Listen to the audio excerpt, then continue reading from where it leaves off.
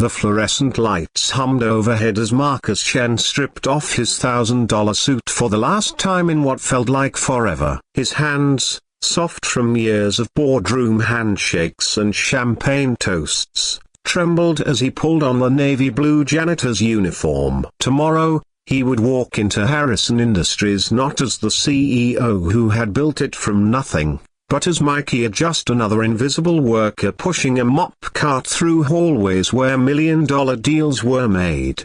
The decision hadn't been easy. 3 months ago, an investigative journalist had published a scathing article about corporate executives living in ivory towers, completely disconnected from their employees' struggles. Marcus had read every word, his coffee growing cold as the accusations hit uncomfortably close to home. When had he last spoken to anyone below the executive level? When had he last seen the people who kept his building running? His assistant thought he'd lost his mind.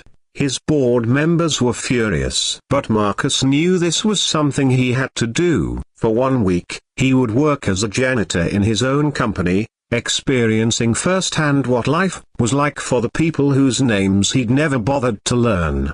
The first day was brutal. Marcus, now Mikey, arrived at 5 a.m., his body protesting every unfamiliar movement. The mop felt foreign in his hands. The chemical smell of cleaning supplies burned his nostrils, and his back ached from bending and lifting.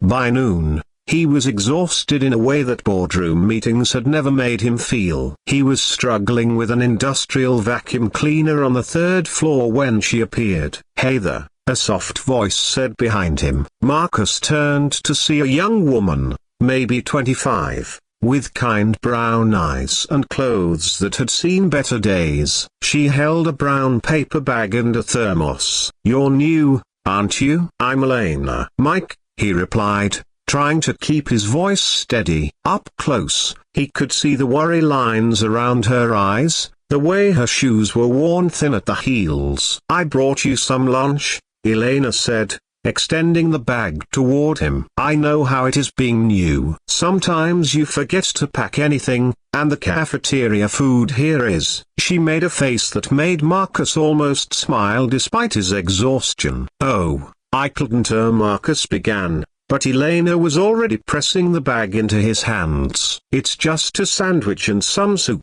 Nothing fancy." She paused, studying his confused expression. "Look, I know we don't know each other, but I've been working here for 3 years in accounting. I remember my first week here, I was so nervous I forgot to eat for 2 days straight. Someone was kind to me then, and I've tried to pay it forward ever since." Before Marcus could protest further, Elena had disappeared around the corner, leaving him holding what might have been the first home-packed meal anyone had given him in decades.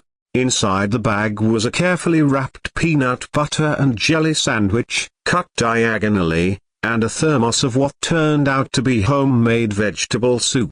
A small note was tucked beside the sandwich. "Hope your first day gets better, Elena." Marcus found himself in the supplely closet, eating Elena's lunch with tears he couldn't explain streaming down his face. The sandwich was simply store-brand bread, generic peanut butter, but it was made with a care he'd forgotten existed. When had anyone last thought about whether he'd eaten? When had anyone shown him kindness without wanting something in return? The second day, Elena appeared again, this time with leftover pasta and a shy smile. "How did yesterday go?"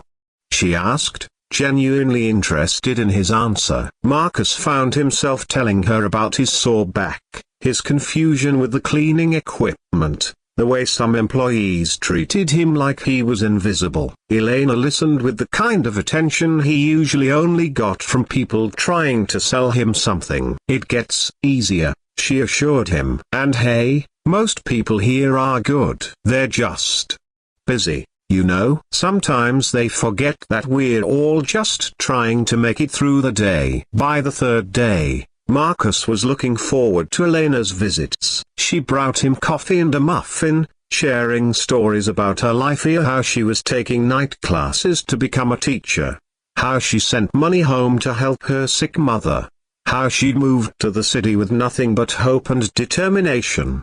"Why are you so kind to me?" Marcus asked on Thursday as they sat on a bench outside the building. Elena had brought him a full meal: soup, sandwich, apple, and homemade cookies. Elena was quiet for a moment, looking out at the busy street. "My dad was a janitor," she said finally. 20 years at the same office building downtown. He used to come home and tell me about his day, how most people walked past him like he didn't exist, how he felt invisible even though he was the one who made sure their world stayed clean and functional.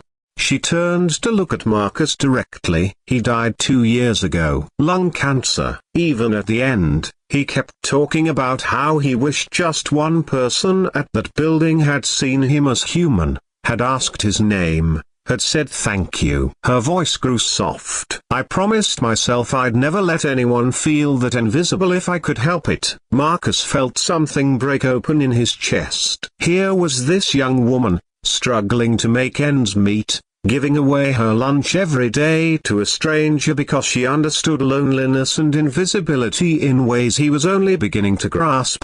Friday came too quickly. As Marcus cleaned the executive floor of his own office just yards away, he realized he didn't want this week to end. For the first time in years, he'd felt genuinely connected to another human being. Elena's daily kindness had become the highlight of his days, her stories and laughter more valuable than any business deal he'd ever closed.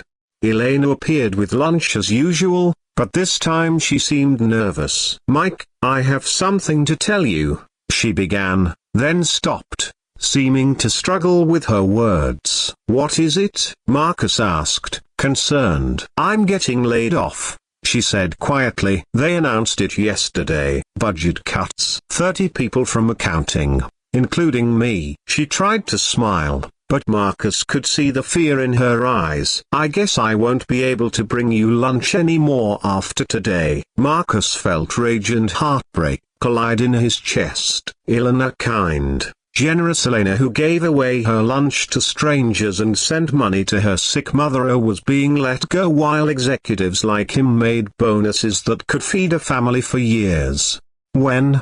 he managed to ask. "End of next week." "I'm trying not to panic, but jobs are hard to find, and Mum's medical bills." Elena's voice trailed off. She straightened her shoulders with the kind of courage that made Marcus ashamed of every easy day he'd ever lived. "But that's not your problem. I just wanted to say it's been nice having someone to talk to during lunch. You're a good listener, Mike." That evening, Marcus sat in his penthouse apartment, staring at the city lights below. 5 days as a janitor had taught him more about his company and himself than 20 years as CEO. He thought about Elena's father, invisible and unappreciated until the day he died. He thought about Elena herself, facing unemployment with grace and courage while still finding ways to care for others. He thought about the dozens of employees like her, good people doing important work, struggling to make ends meet while he collected profits from their labor without ever seeing their faces or knowing their names. Monday morning arrived crisp and clear. Marcus walked into Harrison Industries in his CEO suit. But everything had changed. His first call was to HR. "I want a full review of the proposed layoffs," he told his startled director, "and I want to meet with every employee who's being let go, personally." His second call was to his assistant. "Cancel my meetings today. I'm going floor by floor to meet our staff, all of them, and I want you to arrange a company-wide meeting for Friday." When Elena received the call to come to the executive floor, she was terrified. She'd never been higher than the 5th floor, never seen the marble and mahogany world where company decisions were made. She knocked nervously on the CEO's office door, smoothing her best dress, the one she'd worn to her father's funeral. "Come in," said a voice that made her freeze. Elena stepped into the office and found herself staring at Mike the janitor, now wearing an expensive suit and sitting behind the biggest desk she'd ever seen. "Hello, Elena," Marcus said softly, watching the confusion and realization play across her face. You're Marcus Chen, she whispered. You're the CEO. Marcus nodded, suddenly more nervous than he'd been during any board presentation. I need to tell you something. This past week, working as Mike, was the most important week of my professional life. Your kindness, or your daily kindness to a stranger you thought was just a janitor, it changed everything for me. Elena's eyes filled with tears. You were testing us, seeing how we treat the help. No, Marcus said firmly, standing up and moving around the desk. I wasn't testing anyone. I was trying to understand my own company, my own employees. I was trying to remember what it means to be human. He paused. Elena, you showed kindness to someone you thought had nothing to offer you in return. That's the rarest thing in the world. Elena wiped her eyes, her voice shaking. I brought you lunch. You're a billionaire. And I brought you peanut butter sandwiches. Those sandwiches meant more to me than any business meal I've ever had, Marcus said honestly. They reminded me that success isn't measured in stock prices or profit margins. It's measured in how we treat each other, especially when we think no one important is watching. Elena was quiet for a long moment, trying to process everything. So I'm still fired? Marcus smiled at the first genuine smile he'd felt in years. Elena, I'd like to offer you a position in our new community outreach department. It's a department we're creating specifically to ensure that Harrison Industries remembers what really matters to the people who make this company work and the communities we serve.